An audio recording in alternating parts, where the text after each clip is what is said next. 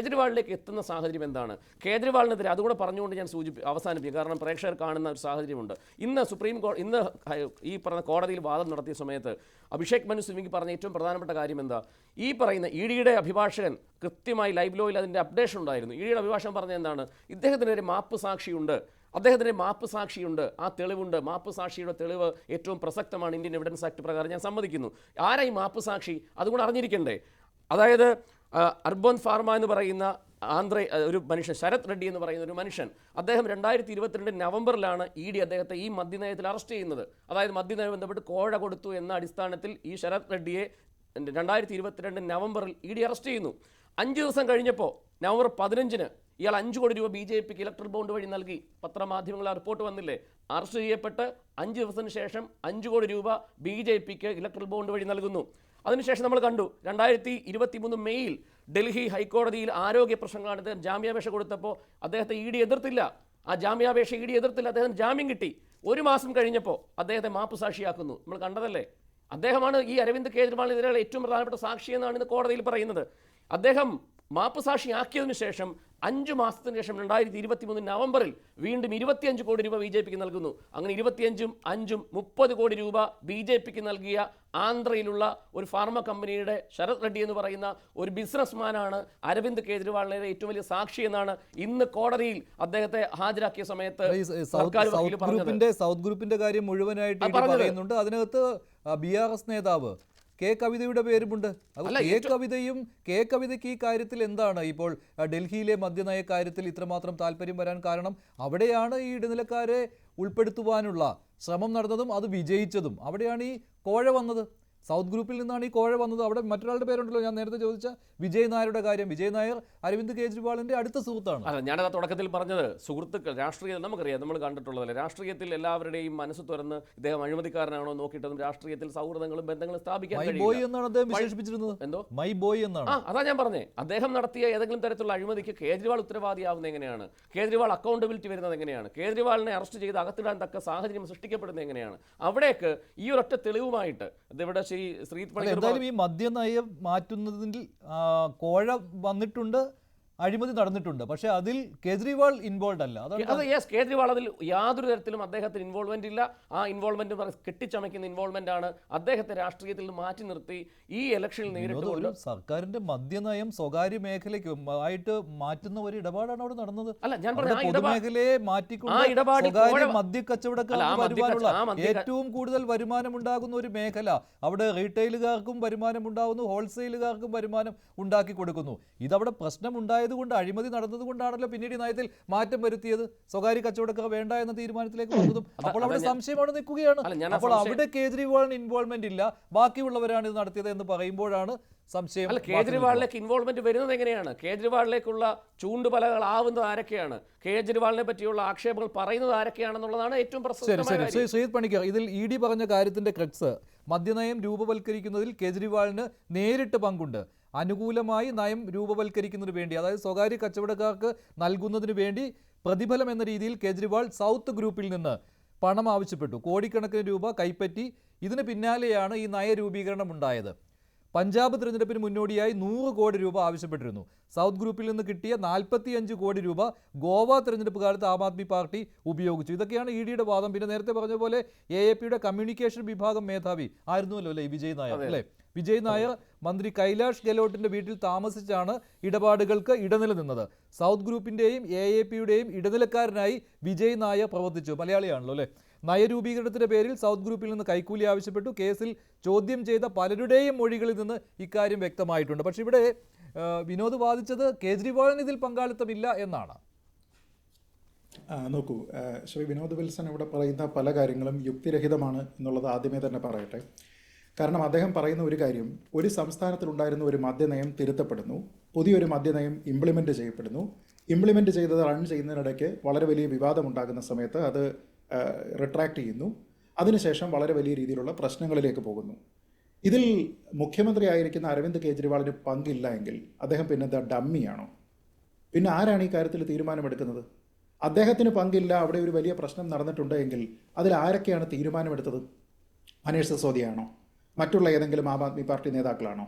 അപ്പോൾ അങ്ങനെയാണെങ്കിൽ താനല്ല ഇതിൻ്റെ പ്രശ്നക്കാരനെങ്കിൽ ആ പ്രശ്നം നടത്തിയിരിക്കുന്നത് ആരാണ് എന്നെങ്കിലും ചുരുങ്ങിയത് ശ്രീ അരവിന്ദ് കെജ്രിവാളിനെ അറിയേണ്ടതല്ലേ? ഇതൊന്നും അറിയില്ലെങ്കിൽ പിന്നെ അദ്ദേഹം രാജിവെച്ച് പോകണം. അദ്ദേഹം എന്തിനാണ് മുഖ്യമന്ത്രിയാണെന്ന് പറഞ്ഞിരിക്കുന്നത്? നമ്മളിപ്പോൾ പറയുന്നത് എന്താണ്? ഈ ആം ആദ്മി പാർട്ടി എന്ന് പറയുന്ന പാർട്ടിയുടെ ഫൗണ്ടിങ് പ്രിൻസിപ്പിൾ തന്നെ നിങ്ങൾക്ക് ഭരണത്തിൽ അക്കൗണ്ടബിലിറ്റി ഉണ്ടായിരിക്കണം എന്നുള്ളതാണല്ലോ. അപ്പോൾ നിങ്ങളുടെ മുഖ്യമന്ത്രി ഒരാൾ അവിടെ ഇരിക്കുന്ന സമയത്ത് അദ്ദേഹം ഞാനെന്ന് പറഞ്ഞില്ല രാമനാരായണ എന്ന് പറഞ്ഞിട്ട് ഒരിടത്ത് അദ്ദേഹം അറിയാതെയാണ് ഇത് നടക്കുന്നത് എന്ന് പറഞ്ഞാൽ എങ്ങനെയാണ് ശരിയാവുക? അദ്ദേഹം ഒന്നും അറിഞ്ഞില്ല എന്നുള്ള വാദമല്ല ഉന്നയിക്കപ്പെട്ടത്. ഇതിനകത്ത് എവിടെയാണ് അഴിമതി എന്നുള്ളതാണ് ചോദ്യം. എന്താണ് അഴിമതി? ആ അഴിമതി ഉയർത്തിക്കൊണ്ടുവരുന്ന വാദഗതി എന്താണ്? 100 കോടി രൂപയുടെ അഴിമതി നടത്തിയെന്ന് എപ്പോഴാണ് ഇ ഡി പറയുന്നത്? അതിനു മുമ്പ് CBI പറഞ്ഞ എത്ര കോടി രൂപയുടെയാണ്? അതിനുശേഷം ഗവർണർ പറഞ്ഞ എത്ര കോടി രൂപയുടേതാണ്? പ്രൊസീജിയർ ലാപ്സ് എന്നാണ് പറഞ്ഞത്. പ്രൊസീജിയർ ലാപ്സിന് എങ്ങനെയാണ് മന്ത്രിമാർ ഉത്തരവാദികളാവുക? അത് എക്സിക്യൂഷന്റെ ഭാഗമല്ലേ? ലളിതമായിട്ടുള്ള ഒരു അത് എക്സിക്യൂഷന്റെ ഭാഗമാണ്. നോക്കൂ, ലളിതമായിട്ടുള്ള ഒരു ചോദ്യം ചോദിക്കാം. അതായത് ഇപ്പോൾ നമ്മൾ അവിടെ ഒരു മദ്യനയം ഉണ്ടാക്കുന്നു, ആ മദ്യനയം തിരുത്തുന്നു. ആ മദ്യനയം എങ്ങനെയാണ് പുതുതായിട്ട് തിരുത്തിയതിന് ശേഷം ഏതൊക്കെ ലെവലിലാണ് അപ്രൂവൽ എല്ലാം കഴിയുന്നത്? അവിടെയുള്ള ലഫ്റ്റനന്റ് ഗവർണറുടെ അപ്രൂവൽ കഴിഞ്ഞ് അത് നോട്ടിഫൈ ചെയ്തിട്ട് അതിനെ ഇംപ്ലിമെൻറ്റ് ചെയ്യുന്നു. അപ്പോൾ അതുമായി ബന്ധപ്പെട്ട നമ്മുടെ ക്യാബിനറ്റിൻ്റെ തീരുമാനങ്ങളും കാര്യങ്ങളും ഉണ്ട്. ക്യാബിനറ്റിലെല്ലാം ചർച്ച ചെയ്തിട്ട് ഇതെടുക്കുന്നു. പക്ഷേ ഈ ഒരു കേസ് ബിയറിന് 50 രൂപ ഇമ്പോർട്ട് ലെവി ഫീസ് ഇളവ് ചെയ്യാം എന്ന് പറയുന്ന ഒരു തീരുമാനം ഏത് ക്യാബിനറ്റ് മീറ്റിംഗ് ആണ് റാറ്റിഫൈ ചെയ്തിരിക്കുന്നത്? ഗവർണറാണ്. താങ്കൾക്കത് പറയാൻ കഴിയുമോ? ഗവർണറാണ് ഈ പോളിസി. ഗവർണറാണ് ക്യാബിനറ്റ് എടുത്തിരിക്കുന്നത്. അല്ലല്ല, ക്യാബിനറ്റ് എടുത്തിട്ട് ഗവർണർ പറഞ്ഞിട്ടാണ്. വിനോദ് പറയുന്നത് പോളിസി സ്റ്റോപ്പ് ചെയ്ത് ഗവർണർ ഇടപെടുന്നു. ഞാൻ പോളിസി സ്റ്റോപ്പ് ചെയ്യുന്നതല്ല പറയുന്നത്. പുതിയ പോളിസി പ്രകാരം ഒരു കേസ് ബിയറിന് 50 രൂപ ഇമ്പോർട്ട് ലെവി ഇനത്തിൽ ഇളവ് ചെയ്ത് കൊടുക്കാം എന്നുള്ള തീരുമാനം എടുത്തിരിക്കുന്നത് ക്യാബിനറ്റ് ആണ് എന്നതുമായി ബന്ധപ്പെട്ട രേഖകളില്ല. പിന്നെ ആരായിരിക്കും ആ തീരുമാനം എടുത്തിരിക്കുന്നത്?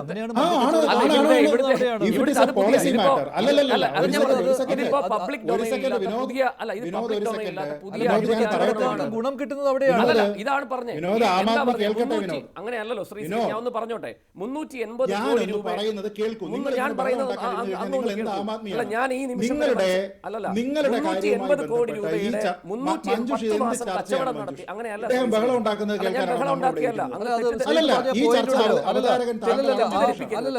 ഞാൻ സംസാരിക്കുമ്പോൾ 380 കോടിയുടെ രൂപയുടെ കച്ചവടം സമയത്ത് അത് ലാഭം കിട്ടി.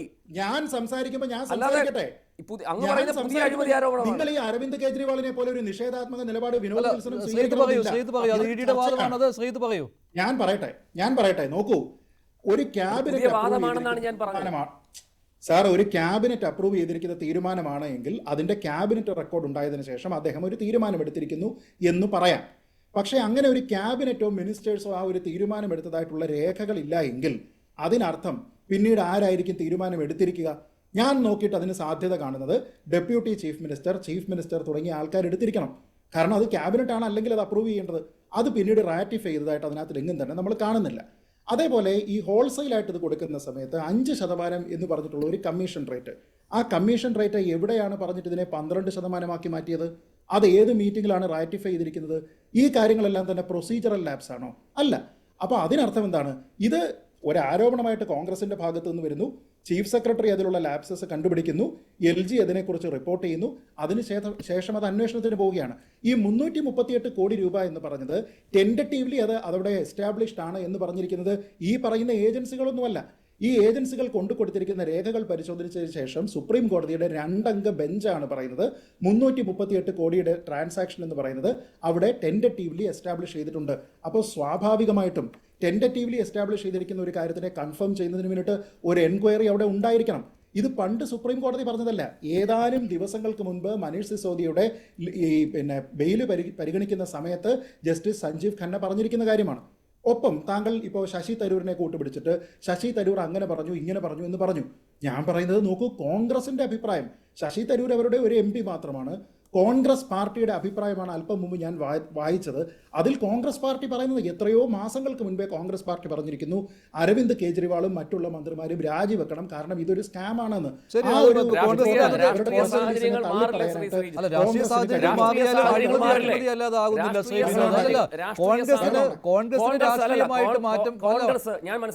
ആം ആദ്മി പാർട്ടിയോടുള്ള രാഷ്ട്രീയ നിലപാട് മാറ്റാം, പക്ഷേ അഴിമതി അല്ല, കോൺഗ്രസ് ഇന്ന് ഉന്നയിച്ച അല്ല, ഞാൻ ചോദിക്കുന്നത് ശ്രീ വിനോദ് അങ്ങയുടെ അവസരത്തിൽ സംസാരിക്കും. ഒരു ആം ആദ്മിയായിട്ടുള്ള എനിക്കും സംസാരിക്കാനുള്ള സമയം തരൂ. അങ്ങയുടെ അവസരത്തിൽ അങ്ങ് സംസാരിക്കും. ഇനി താങ്കൾ ഒരു കാര്യം പറഞ്ഞു. ഒരു കാര്യം ഇവിടെ കോൺഗ്രസ് വിനോദ് നിങ്ങൾ എന്ത് ആം ആദ്മിയാണ് വിനോദ്? നിങ്ങളെക്കാൾ കൂടുതൽ ആം ആദ്മി ഞാനാണല്ലോ വിനോദ്. മറ്റുള്ള ആൾക്കാർക്ക് നിങ്ങൾ ഫ്രീ ബി കൊടുക്കുന്നതിന് അപ്പൊ എനിക്ക് ഇച്ചിരി സംസാരിക്കാനുള്ള ഫ്രീ ബിയും കൊടുത്തു. എനിക്ക് അല്പം സമയം തരൂ. ഞാൻ പറയുന്നത് കേജ്രിവാൾ, താങ്കൾ ഇവിടെ പല കാര്യങ്ങൾ പറഞ്ഞു. ഞാൻ ചോദിക്കുന്നത് ഇത് ഇലക്ഷനോടനുബന്ധിച്ച് കൊണ്ടുവന്നിരിക്കുന്ന ഒരു കാര്യമാണ് എന്ന് പറയുമ്പോൾ ഞാൻ താങ്കളെ ഓർമ്മിപ്പിക്കാൻ ശ്രമിക്കുന്നത് ഈ മറ്റുള്ള ആൾക്കാരെല്ലാവരും തന്നെ അറസ്റ്റിലാകുന്നു. ഈ കേസുമായി ബന്ധപ്പെട്ട അന്വേഷണം നടക്കുന്നു. അരവിന്ദ് കേജ്രിവാളിനെ ED ആദ്യത്തെ സമൻസ് നൽകുന്നത് ഏതാണ്ട് 5-6 മാസം മുമ്പാണ് സാർ. 5-6 മാസം മുമ്പ് ഒന്നാമത്തെ സമൻസ് കൊടുത്തു. അതിനുശേഷം പിന്നീട് കൊടുത്ത് ഇതെല്ലാം തന്നെ ഞാൻ അവിടെ ഹാജരാവില്ല, എന്നോട് നിങ്ങൾക്ക് ചോദിക്കാൻ അവകാശമില്ല, ഇത് ഇല്ലീഗലായിട്ടുള്ള കാര്യങ്ങളാണ് ഈ പറഞ്ഞിരിക്കുന്നത് എന്ന് പറഞ്ഞുകൊണ്ട് ഇതെല്ലാം ഡിനൈ ചെയ്ത് കോടതിയിലും പോയി അറസ്റ്റിന് ടെമ്പററി പ്രൊട്ടക്ഷൻ കിട്ടി. അവസാനം അത് തള്ളുന്ന സമയത്ത് 9ാമത്തെ സമൻസ് കഴിഞ്ഞതിന് ശേഷമാണ് അദ്ദേഹം വരുന്നത്. അപ്പോൾ ടൈമിംഗ് തീരുമാനിച്ചിരിക്കുന്ന ആരാണ്? കെജ്രിവാൾ ആണെന്ന് പറഞ്ഞാൽ താങ്കൾ എന്ത് പറയും? നേരെ മറിച്ച് ഒക്ടോബർ മാസത്തിൽ ആദ്യം ഇഷ്യൂ ചെയ്തിരിക്കുന്ന അതേ സമയത്ത് അരവിന്ദ് കെജ്രിവാൾ അങ്ങ് പോവുകയാണ്. ശരി, ഞാൻ ED ഓഫീസിൽ വരുന്നു, എന്നെ ചോദ്യം ചെയ്യൂ എന്ന് പറഞ്ഞ് പോവുകയായിരുന്നെങ്കിൽ ഈ ടൈമിംഗ് പറയാൻ പറ്റുമോ? ഇപ്പോൾ 9ാമത്തേത് കഴിഞ്ഞ് കോടതി പ്രൊട്ടക്ഷൻ കൊടുക്കില്ല എന്ന് പറഞ്ഞു കഴിഞ്ഞപ്പോൾ ഈ ടൈമിംഗ് തീരുമാനിച്ചിരുന്നത് അരവിന്ദ് കെജ്രിവാൾ ആണെന്ന് പറയാം. ഇനി ഏത് മൊഴിയാണ് അദ്ദേഹത്തിനെതിരെ? ഞാൻ വീണ്ടും പറയുന്നു, ഇതിൽ അരവിന്ദ് കെജ്രിവാളിന് യാതൊരു വിധത്തിലുള്ള ഉത്തരവാദിത്വവും ഇല്ല എങ്കിൽ തൻ്റെ മന്ത്രിസഭ അവിടെ നടക്കുന്ന സമയത്ത് ഇങ്ങനെ ഒരു മേജർ പോളിസി തിരുത്തി എഴുതപ്പെടുകയും അതിൽ അദ്ദേഹത്തിന് ഉത്തരവാദിത്വം ഇല്ല എങ്കിൽ അദ്ദേഹം പിന്നെ എങ്ങനെയാണ് ഒരു മുഖ്യമന്ത്രിയായി തുടരുക? ശരിയാണ്, അദ്ദേഹത്തിന് ഉത്തരവാദിത്തമില്ലെങ്കിൽ അദ്ദേഹത്തിന് മുഖ്യമന്ത്രിയായി തുടരാൻ കഴിയില്ല. അത് മാത്രമല്ല ശ്രീ വിനോദ്, ഇപ്പോൾ എങ്ങനെയാണ് അദ്ദേഹത്തിന് മുഖ്യമന്ത്രിയായി തുടരാൻ കഴിയുക? ശരിയാണ്, ഭരണഘടനാപരമായിട്ട് കുഴപ്പമൊന്നുമില്ല നോക്കുകയാണെങ്കിൽ. പക്ഷേ ഈ ജയിലിലിരുന്ന് ഞാൻ ഭരണം നിയന്ത്രിക്കുമെന്നൊക്കെ എങ്ങനെ പറയാൻ കഴിയും? അല്ല, അതാ ഞാൻ പറഞ്ഞത്, അതൊക്കെ രാഷ്ട്രീയപരമായിട്ടുള്ള തീരുമാനങ്ങളാണ്. നിലവിൽ നിയമവിദഗ്ധരുമായി ആലോചിച്ചതിന് ശേഷം പാർട്ടി എടുക്കേണ്ട നയപരമായ കാര്യങ്ങൾ അത് പുറകെ വരും സമയത്തുണ്ടാവും. പക്ഷേ ഇവിടുത്തെ ഞാൻ ചൂണ്ടിക്കാണിക്കാൻ ആഗ്രഹിച്ച ഏറ്റവും പ്രധാന പ്രശ്നം എന്ന് പറയുന്നത്, ഇവിടെ അരവിന്ദ് കേജ്രിവാളിന് ഇതിൻ്റെ ഉത്തരവാദിത്തമില്ലേ, അദ്ദേഹം ഇതൊന്നും അറിയുന്നില്ലേ, രാജിവെച്ച് പോകും, അങ്ങനെയൊന്നും അല്ലല്ലോ. അത്തരം ചർച്ചകളിലേക്കല്ല പോകേണ്ടത്. ഈ മദ്യനയവുമായി ബന്ധപ്പെട്ട് അഴിമതി നടന്നിട്ടുണ്ടോ? ഈ അഴിമതി പ്രൂവ് ചെയ്യാൻ പറ്റുന്നതാണോ? ഇതൊരു ഈ പോളിസിയുടെ ഭാഗമായി ഖജനാവിന് നഷ്ടം സംഭവിച്ചിട്ടുണ്ടോ? ഇതിൻ്റെ ഗുണഭോക്താക്കൾ അരവിന്ദ് ഈ പറയുന്ന ഭരണഘടനാപരമായി സത്യപ്രതിജ്ഞ അധികാരത്തിൽ വന്ന മന്ത്രിയും അതിൻ്റെ ക്യാബിനറ്റുമുണ്ടോ? ഇത്തരം ചോദ്യങ്ങളാണ്. ഇത് വിചാരണഘട്ടത്തിൽ വരുമ്പോൾ ഈ കേസ് ഒന്നുമല്ലാതെയായി തീരുമെന്നും ആവിയായി പോകുമെന്നും നമുക്കൊക്കെ അറിയാവുന്ന കാര്യമാണ്. ഇപ്പോൾ അദ്ദേഹത്തെ രാഷ്ട്രീയപരമായി വേട്ടയാടാൻ വേണ്ടി ഉയർത്തിക്കൊണ്ടുവന്ന വാദഗതികൾ മാത്രമാണ് ഇന്ന് കോടതിയിൽ ED അടക്കം പറഞ്ഞത് എന്ന് തന്നെയാണ് ഞങ്ങൾ പറഞ്ഞത്. അതാണ് കോൺഗ്രസ് പാർട്ടിയും ഉന്നയിക്കുന്നത്. ഈ സാഹചര്യത്തിൽ ഈ സമയത്ത് കോൺഗ്രസ് കോൺഗ്രസ് നേതാക്കന്മാരും പറഞ്ഞ എന്താണ്? ഇന്നലെ മുതൽ പറഞ്ഞുകൊണ്ടിരിക്കുന്ന ഇന്ത്യയിലെ പ്രതിപക്ഷ പാർട്ടികൾ മുഴുവൻ പറഞ്ഞുകൊണ്ടിരിക്കുന്നത് എന്താണ്? ഈ സാഹചര്യത്തിൽ അരവിന്ദ് കേജ്രിവാളിനെ അറസ്റ്റ് ചെയ്യാനുള്ള സാഹചര്യം, അദ്ദേഹത്തെ ഇങ്ങനെ ഒരു വലിയ കുറ്റവാളിയായി ചിത്രീകരിച്ച് കൊണ്ടുവന്ന് ജയിലിൽ അദ്ദേഹത്തെ ഇനിയും അനിശ്ചിതമായ സമയങ്ങളിൽ ഇടാനുള്ള സാഹചര്യം, ഇലക്ഷനിൽ ഏത് വിധേനയും ജയിക്കുക എന്നുള്ള രാഷ്ട്രീയം മാത്രമാണ്. ആ രാഷ്ട്രീയം